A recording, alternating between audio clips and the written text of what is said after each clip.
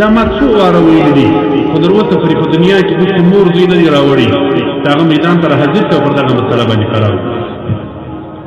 دا اوس بیا د دې ځای وایي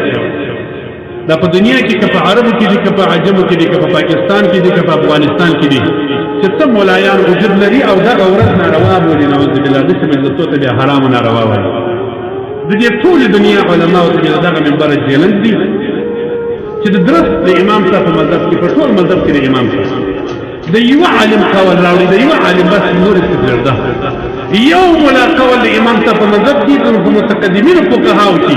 مخکې د دې چې په هندوستان کې د انګریز فتنه راځي د دې مخکې د یوه ملا قول راوړي چې ویلي وه چې دغه میلاد مجلس ناروا دی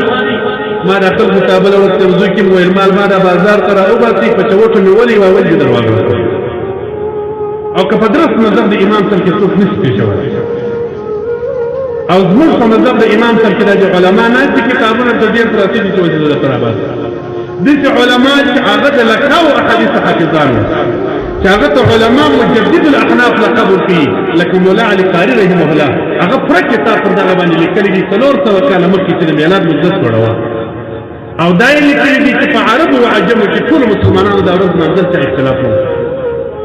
دا یې لیکلي دي چې د افغانستان مشایخ بزرګان مولانا زین الدین نقشبندي رحمه الله 1500 کاله مخکې کابل کې تېر شوي دي وایي هغه مبارک ته به باچا حال راواخلي د زمانې باچا ور راسه ډول زه نه درځمه زما د باچاهانو سره کار نشته خو چې د میلاد د مجلس یې واورېدل سطح نه غوښتي بې سطح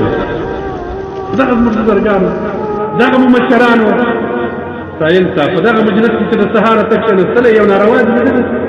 خو دغه سایل صاحب مبارک نعتونه راته وایي موږ د قرآن پاک تلاوتونه وغوښتله درته علما کرامو بیانونه وکړل د نبي کریم صلی الله علیه وسلم فضایل یې بیان کړل دغه نه اوس دې ته څه ضرورت لري چې یو سړی کوي ته وایي دا حدیث کې نشته به وایي د امام صاحب نه کړي به څه وایي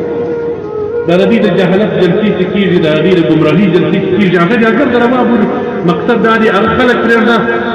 د دې خبرې هغه به په میدان باندې د ملایانو کار دي مفتي ته دا اعتماد کړی دي بار بار مو ویلي دي په موږ خالي دغه رسېدلی